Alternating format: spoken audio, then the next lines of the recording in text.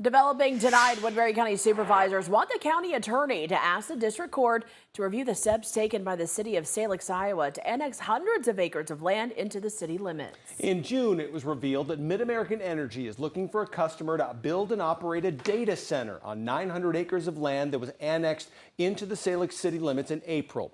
Petitions signed by hundreds of Salix residents made their way to Woodbury County supervisors.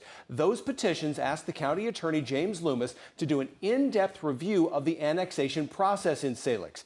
Woodbury County Board Chair Mark Nelson says the board came to a consensus that the intent of state zoning laws was not met during the annexation process in Salix, so the board has now asked Loomis to seek a judicial review in district court. We will let a judge decide if Salix did this correctly or not.